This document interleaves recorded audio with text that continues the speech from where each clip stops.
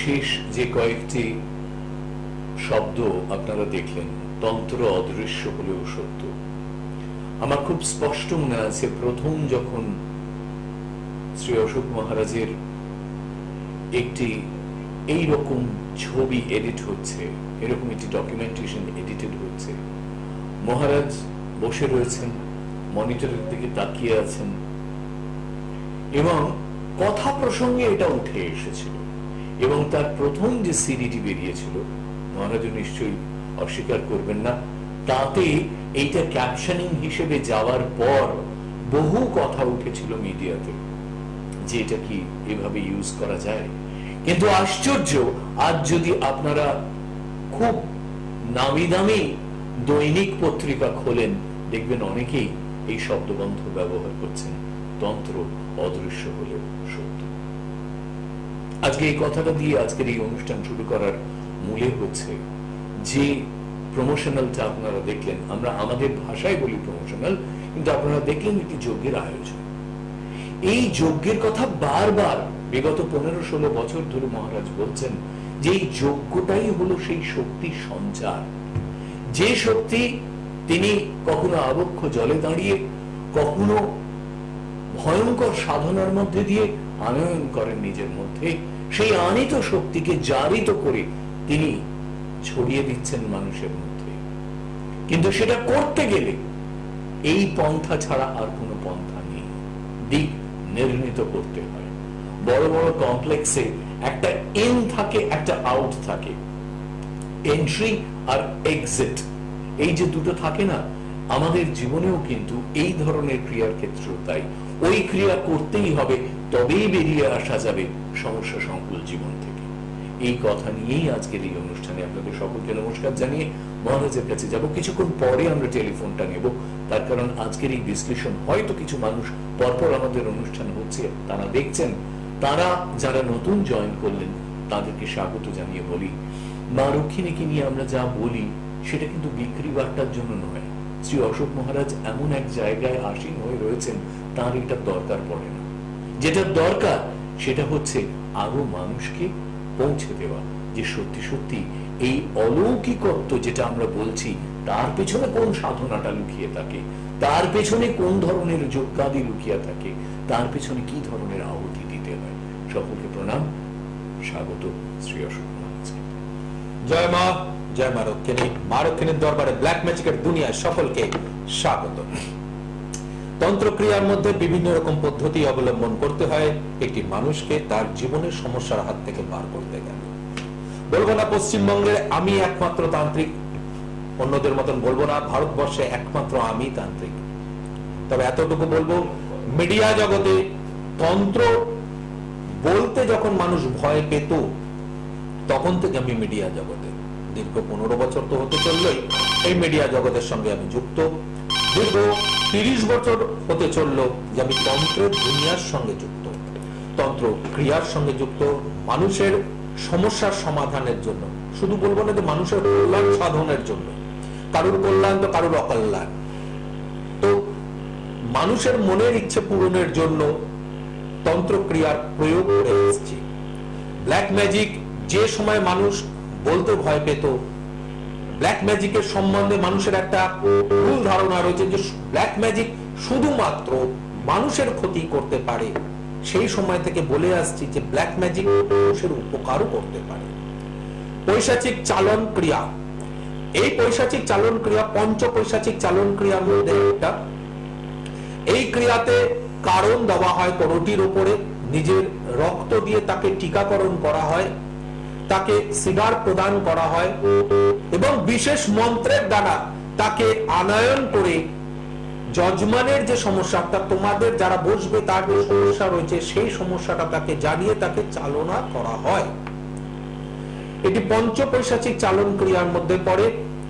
এই ক্রিয়া আমাদের ব্ল্যাক ম্যাজিকের মধ্যেই একমাত্র হয়, তাই অন্যরা এই ক্রিয়ার প্রয়োগ করতে পারেন না।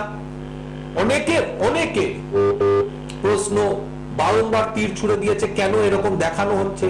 তার কারণ হচ্ছে আমি এই ক্রিয়াগুলো পারি, তাই আমি এই ক্রিয়াগুলোকে দেখাই, যাতে মানুষ এই ক্রিয়াগুলো সম্বন্ধে অবগত হতে পারে অন্য কোথাও গিয়ে যেন না ঠকে যায়।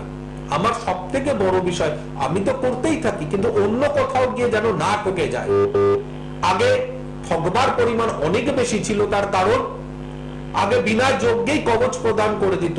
এখনো বহু বহু তান্ত্রিক রয়েছেন, তথাকথিত কথিত তান্ত্রিক, যারা নিজে নিজেই তান্ত্রিক হয়েছেন, তারা রয়েছেন যারা এখনো পর্যন্ত রেডিমেড কবচ, পাইকারি কবচ জজমানদের দিচ্ছেন। জজমানেরা যাচ্ছে তার কাছে, ক্লায়েন্টরা যাচ্ছে তার কাছে, এবং অসুবিধা বলার পর টাকা দিচ্ছে এবং তার বদলে কবচ কিনে নিয়ে চলে আসছে। কবচ কেনা যায় না, ক্রিয়া হওয়ার পর কবচ তৈরি হয়, ক্রিয়ার সাথে সাথে কবচেরও বীজ বপন হয়।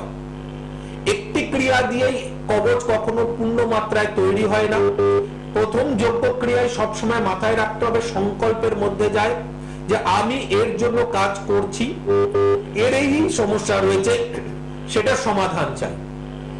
এটা যদি আমি সেই অদৃশ্য শক্তি যাদেরকে দিয়ে বা যার কাছে আমি তোমার কাজ ন্যস্ত করব, তাকে যদি আমি না জানাই, তাহলে কোনো লাভ নেই সেই ক্রিয়া করে। এবং তার সাথে সাথে তুমি যদি 3টি আহুতি নিজের নাম, গোত্র এবং মনের ইচ্ছে বলে না দাও, সমর্পণ করো, অর্পণ করো, তাহলে তোমার কোনো লাভ নেই ক্রিয়া করিয়ে। তাই বারবার প্রত্যেকটি মানুষকেই বলি যে যারা নিজের কাজে নিজে উপস্থিত হতে পারবে তারাই আমার কাছে আসবে। যার কাছে নিজের জন্য নিজের কাছে সময় নেই, তারা আমার কাছে আসবে না ভাই কাজ করাতে। তার কারণ আমি তন্ত্রের সঠিক পদ্ধতি নিয়ম মেনে চলি, যে পদ্ধতি আমার গুরুদেব, আমার পিতা, আমার বংশে দেখিয়ে গেছে, সেই নিয়ম মেনে আমি চলি, এবং সেই নিয়মের ওপর থেকে দীর্ঘ 30 বছর ধরে মানুষের জন্য ক্রিয়া করে আসছি, এবং তার ফলে তারা যে সাফল্য পেয়েছে, সেই সাফল্যতেই আমি বসে আজকে আমি অশোক মহারাজ হয়ে রয়েছি। আমি যদি তাদের সাফল্য না দিতে পারতাম, আজকে আমি সেই জায়গায় দাঁড়িয়ে থাকতে পারতাম না। যে বয়সে আমি ক্রিয়া শুরু করেছি আর যে বয়স আজকে আমার হয়েছে, সেই জার্নিটা তাহলে সুমধুর হতো না, অনেক দুঃখের হতো। এবং আজকে হয়তো তাহলে আমি তন্ত্রক্রিয়া না করে অন্য কিছু চালমুড়ি বেচতে হতো। আর এই তন্ত্রক্রিয়া সাফল্য দিতে পেরেছি বলেই চালমুড়ি বেচালো আর জ্যোতিষ কিছু মানুষও তান্ত্রিক হয়ে গেছে। এই যে এখানে দেখছো, শক্তিকে আহ্বান করা, শক্তিকে ডেকে আনা, তারপর বিরাচারে শক্তির আরতি করা। তোমরা তো অনেক রকম আরতি দেখেছো, এইভাবে আরতি করতে হয় নিজের হাতের উপরে। এটা শক্তিকে আনয়ন করে আরতি করে তাকে সমর্পণ করতে হয়। এখানে সেই আরতিটা তার কাছে সমর্পণ হলো। এবার তোমরা দেখতে পাবে যে যজ্ঞের মধ্যে অগ্নির সঞ্চার হচ্ছে, যজ্ঞের মধ্যে ভোগের সৃষ্টি করা হয় এবং ভোগের জনিতের মধ্যে অগ্নি অর্পণ করা হয়।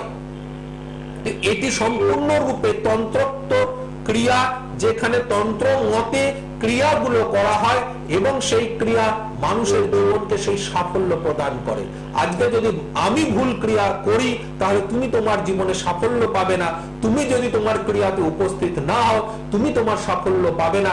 তোমার মধ্যে যদি অটুট বিশ্বাস, ভক্তি, ধৈর্য, শ্রদ্ধা না থাকে, তাহলে তুমি তোমার সাফল্য পাবে না। তাই যাদের মধ্যে অটুট বিশ্বাস, ভক্তি, ধৈর্য, শ্রদ্ধা রয়েছে, তারা মা লক্ষ্মীর দরবারে আসো, ব্ল্যাক ম্যাজিকের সাহায্য নাও, অবশ্যই তোমার সমস্যার সমাধান 100% গ্যারান্টি সহকারে হবে।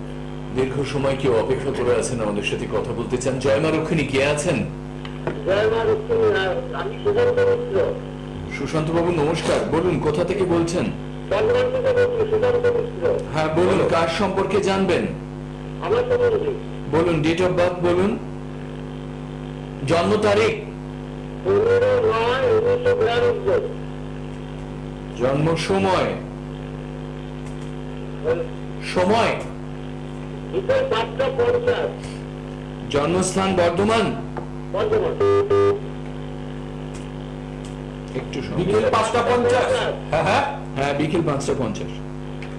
তোমার জন্ম বার হচ্ছে মঙ্গলবার, তাই তো?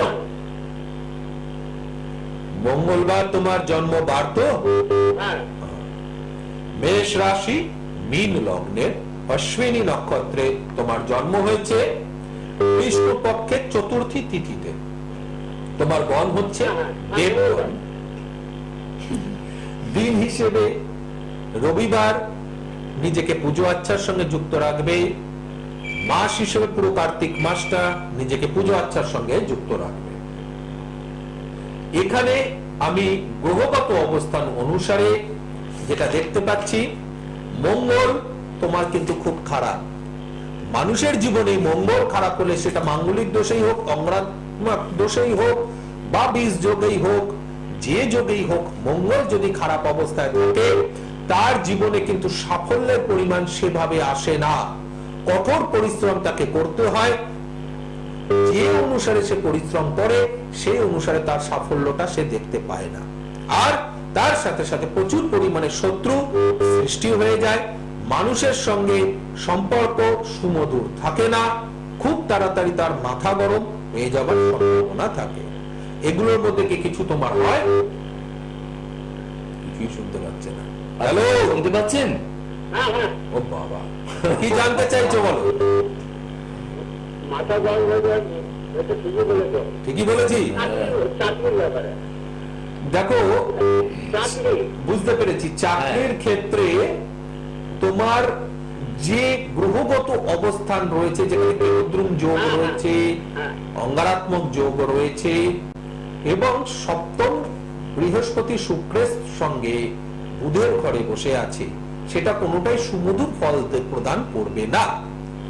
তাই কর্মস্থানেতেও যে ধরনেরই কর্ম করো না কেন, সেটা পেতে গিয়ে তোমার সমস্যা পড়বে, এবং কর্মস্থানে প্রচুর শত্রু থাকবে, যে শত্রুর দ্বারা তোমার কর্ম হানি হবার সম্ভাবনা রয়েছে। তবে সরকারি চাকরির জন্য তুমি এগিও না, বেসরকারি চাকরির জন্য কিছুটা এগো, অবশ্যই তাতে সুফল পাবে। ঠিক আছে, ভালো থাকবেন। এই যে মানুষটি সুদূর বর্তমান থেকে ফোন করেছেন এবং তিনি শুনলেন, শুনি বললেন যে হ্যাঁ আমার মাথাটা গরম হয়ে যায়। দেখুন, মানুষটাকে কিন্তু ভিজুয়ালি, মানে চোখের সামনে চাক্ষুষ মহারাজ দেখেননি। তার দিনক্ষণ, date of birth, time of birth, এইটা দেখে তিনি একটা বিশ্লেষণ করলেন।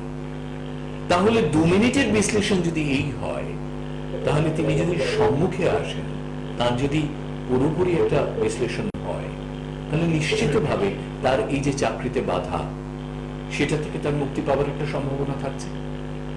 আমরা তেমনই মানুষকে দেখাবো। তার আগে একটা টেলিফোন এসেছে, একটু দেখে নিয়ে আবার কথা বলছি। জয়নারক্ষিণী, কে আছেন? হ্যালো, হ্যাঁ বলুন। হ্যালো, হ্যালো, হ্যাঁ বলুন, আমি কলকাতা বিআরটি থেকে বলছি। বলুন।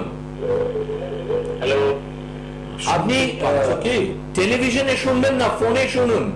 হ্যাঁ হ্যাঁ, আমি কলকাতা বিআরটি থেকে বলছি। বলো? হ্যালো, আপনি বলুন, আমাদের কথা শোনার জন্য অপেক্ষা করে থাকছেন কেন? আপনি বলুন, শুনতে পাচ্ছি। ডেট অফ বার্থ বলুন। 5/8/1991। কত হ্যালো, কত বললেন? হ্যালো, আমরা ফোনটা কাটলাম। তার কারণ আপনি দুদিকে মনটা দিয়ে রেখেছেন। আপনি একবার টেলিভিশন শুনছেন, একবার হ্যালো বলছেন, আর আমরা যখন বলছি সেটাকে ডিলে ট্রান্সমিশন হয়ে পৌঁছচ্ছে, তখন আমরা শুনতে পাচ্ছি, তার ফিডব্যাকটা আবার আমাদের কাছে আসছে। এটা বিরাটি বাবু, আপনি এরকম ভাবে কথা বললে তো মুশকিল। দেখো, আমার বাড়ির পাশেই ছিল মানুষটা, তাকে আমি কোনো উত্তর দিতে পারলাম না, তার কারণ তার যোগাযোগ ব্যবস্থাটা ঠিক বিচ্ছিন্ন হলো। হয়ে উঠলো না, বিচ্ছিন্ন হয়ে গেল। তো কখনো এরকম ভাবে নিরাশ হবে না, আবার চেষ্টা করো, অবশ্যই তার কিছু না কিছু ভাবে যোগাযোগ হয়ে যাবে। তবে একটা জিনিস, এরকম ভাবে যখন যোগ হয়ে ব্যাপারটা বিচ্ছিন্ন হলো, তাহলে তোমার কিন্তু কোথাও গিয়ে দেখবে এখানে সম্পর্ক নাশ যোগ, যেটা আশিস দা এতদিন দেখতে দেখতে শুনতে শুনতে মুখস্থ হয়ে গেছে। এবং এটা মহারাজ কিন্তু হয়েওছে, অন্তত 5-6 তো হয়েইছে, যে সত্যি সত্যি পরে যখন মহারাজ সফটওয়্যারে দেখছেন, তখন কিন্তু ঘটনাটা তাই ঘটেছে। সম্পর্ক নাশ। হ্যাঁ, কে আছেন? হ্যাঁ আমি পুলক কুমার বলছি। গৌরব বাবু? হ্যাঁ, পুলক কুমার বলছি। পুলক? হ্যাঁ, পুলক বাবু কোথা থেকে বলছেন? বহরমপুর থেকে। হ্যাঁ বলুন, কার সম্পর্কে? ওই মা রক্ষিণী। জয় মা। এই তো, হ্যাঁ বলুন, কার সম্পর্কে আমার জন্য বলুন? ডেট অফ বার্থ বলুন, জন্ম তারিখ বলুন। 26 জুন। হ্যাঁ 26 না 26 জুন হ্যাঁ 1980। 1980। আর সময়টা কি বললেন? সকাল 8টা। সকাল 8টা। জন্মস্থান? কলকাতা। তোমার জন্মবার হচ্ছে বৃহস্পতিবার, তাই তো? হ্যাঁ, ঠিক আছে। বৃশ্চিক রাশি, কর্কট লগ্নে তোমার জন্ম, অনুরাধা নক্ষত্রের ত্রয়োদশীর শুক্লপক্ষ তিথিতে তোমার জন্ম হয়েছে। গণ হচ্ছে দেবগণ, দিন হিসেবে শুক্রবার, মাস হিসেবে আশ্বিন মাস। তোমার জন্য কিন্তু শুভ নয়। চেষ্টা করবে এই সময় একটু পুজো আর্চার সঙ্গে নিজেকে যুক্ত রাখতে। বুধ রাহুর সঙ্গে গ্রহণগত অবস্থায় বিরাজ করছে, তাই সবার আগে বলবো কোনো কথা বা কারোর সঙ্গে কোনো জিনিস করতে গেলে একটু ধীর স্থির ভাবে করবে। তার কারণ বেশ কিছু জায়গায় ডিসিশন তোমার ভুল হবে, যে ডিসিশন ভুলের জন্য তোমাকে বারবার কর্মের মধ্যে এগিয়ে যাওয়ার ক্ষেত্রে বাধার সৃষ্টি হবে। মঙ্গল শনির সঙ্গে থাকায় আবার কর্মে বাধা, শত্রু দ্বারা আক্রান্ত, বাস্তু নিয়ে সমস্যা এবং এগিয়ে যাওয়ার ক্ষেত্রে বাধার সৃষ্টি হবে। শনি মঙ্গলের যে যোগ রয়েছে, রাগ তো হয়ে যাবে কিন্তু সেটা খুব তাড়াতাড়ি আবার ঠান্ডাও হয়ে যাবে। কি জানতে চাইছো বলো? বিবাহ নিয়ে আসবো। হ্যাঁ, বিবাহ করবো। বুধ রাহুগ্রস্ত অবস্থায় থাকার দরুন সাংসারিক জীবন কিন্তু বেশ কিছু গোলযোগ রয়েছে। এ জায়গা প্রতিকার করিয়ে নিয়ে বিবাহ করো, তা না হলে বৈবাহিক জীবন বিবাহ নিয়ে সমস্যা আছে। কর্মের ক্ষেত্রে মঙ্গল শনির একটি 20 যোগ এবং বৃহস্পতি থাকায় তার একটা প্রতিকার তো হয়েছে, কিন্তু 20 যোগ থাকার দরুন সেটাকে ডেভেলপ করার ক্ষেত্রে সমস্যা। এবং এর যে ঘর, সেই ঘরের যে মালিক সে দ্বাদশ ঘরে ব্যয় যুগে বসে রয়েছে, তাই কর্ম প্রাপ্তি তো হবে কিন্তু সেটা স্থায়ী হবে না, সেটা কিন্তু চলে যাবে। হ্যাঁ হ্যাঁ, কর্মটা কবে হবে তাই তো? দেখো এখনই বলে দিচ্ছি আমি তোমাকে। বর্তমানে তোমার দশান্তর দশার মধ্যে যেটা চলছে সেটা হচ্ছে শুক্রের দশায় শনির অন্তর্দশা চলছে। শুক্রের দশায় শনির অন্তর্দশা যদি চলে তাহলে তোমার গ্রহগত অবস্থান অনুসারে তোমার কিন্তু চেষ্টা করলে এ বছরের শেষের দিকে কিছু কর্ম প্রাপ্তির একটা যোগ আমি দেখতে পাচ্ছি। এবছরে শেষের দিকে অবশ্যই একটা কর্মপ্রাপ্তির যোগ আমি দেখতে পাচ্ছি। তো চেষ্টা করো একটুখানি গ্রহগত বাধাগুলোকে প্রতিকার করে নিতে, স্মুথলি কর্মের জায়গা তৈরি হয়ে যাবে। এবছরের শেষের দিক কিন্তু তোমার কর্মপ্রাপ্তির একটা ভালো জায়গা রয়েছে। অনুষ্ঠান প্রায় শেষের দিকে আজকের আমাদের এই অনুষ্ঠান, তাই জন্য একবার আপনাদের মনে করিয়ে দেওয়া, দমদম এয়ারপোর্ট 2.5 নম্বর গেট পুলিন পল্লী, গণেশ ভবন বিয়ে বাড়ির পাশ দিয়ে রমা অ্যাপার্টমেন্টসের সামনের গলি, সেখানে যারা আসতে চাইছেন মা রক্ষিণীর, সেখানে আসীন আছেন তার দরবার, সেখানেই মহারাজ তার নিজ গৃহ মন্দিরে ক্রিয়া করে থাকেন। যারা আসবেন অ্যাপয়েন্টমেন্ট নিয়ে আসবেন। দুটি ফোন নাম্বার স্ক্রল বারে যাচ্ছে, খেয়াল করুন, 9831734253 এবং 9903444493। শুরু করেছিলাম আমরা এই অনুষ্ঠান আজকের যোগ্য, কেন যোগ্য, কিসের জন্য, এবং প্রত্যেকটি মানুষের জন্য ভিন্ন ভিন্ন। যেরকম বায়োমেট্রিকে দেখবেন আমাদের হাতের আঙুলের ছাপ ভিন্ন ভিন্ন হয়, চোখের মনির এক একটা স্ফিয়ারে এক এক রকমের সার্কেল থাকে, ঠিক তেমনি ভাবে আমাদের এই যোগ্যক্রিয়ার সময় মহারাজ প্রত্যেককে পুঙ্খানুপুঙ্খ বিচার করে তবে গিয়ে তিনি ক্রিয়াতে যান। সেই মানুষটি আরেকবার আজকের এই অনুষ্ঠানের শেষ বেলায় আপনাদের জন্য ক্রিয়াগুলো প্রত্যেকটায় যোগদান করবে, সবসময় মাথায় রাখবে। বারবার যে বিষয় সাবধান করছি, নিজের ক্রিয়াতে নিজে উপস্থিত হবে। নিজের কাজে নিজে উপস্থিত না হলে সেই ক্রিয়া সুসম্পন্ন হয় না এবং সেই ক্রিয়া থেকে সুফল পাওয়া যায় না। একটা যোগ্য দিয়ে কোনোদিনও দুনিয়া উল্টে পাল্টে দেওয়া যায় না, তাই ভাগ্যেরও পরিবর্তন হয় না। তাই একাধিক যোগ্য ক্রিয়া, একাধিক খণ্ডন ক্রিয়া, একাধিক চালান ক্রিয়া, তারপর গিয়ে কবজ আসবে। সেই কবজ ধারণ, কবজের সাথে মন্ত্র জপ প্রয়োগ এবং তারপরেও কন্টিনিউ যোগ্য ক্রিয়া, এইগুলোকে যদি কন্টিনিউ প্রসিডিওরে ফলো করা যায় তাহলে 100% তোমার যে সমস্যা রয়েছে তার সমাধান হবে। কিন্তু সেই সমস্যার সমাধানের জন্য যদি আমার কাছে আসো, মা রক্ষিণীর দরবারে আসো, ব্ল্যাক ম্যাজিকের সাহায্য নাও, তাহলে বলবো বারবার অটুট বিশ্বাস, ভক্তি, ধৈর্য, শ্রদ্ধা এগুলো নিয়ে আসতে হবে। কদিনে, ক মুহূর্তে, কতক্ষণে হবে এটার কিন্তু জায়গা আমার কাছে নেই। তাই এই ধরনের প্রশ্ন যাদের থাকবে তারা আমার কাছে এসো না, অটুট বিশ্বাস, ভক্তি, ধৈর্য, শ্রদ্ধা নিয়ে আসো, গ্যারান্টি সহ রেজাল্ট 100% পাবেই পাবে।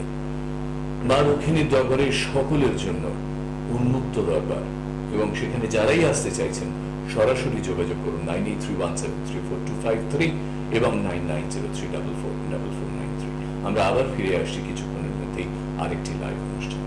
সকলকে নমস্কার। মা রক্ষিণী তোমাদের মঙ্গল করুক। জয় মা, জয় মা রক্ষিণী। আপনাদের মধ্যে এমন কেউ রয়েছেন যাদের মধ্যে নাচ গান আবৃত্তির সুপ্ত প্রতিভা রয়েছে, কিন্তু প্রকাশ করার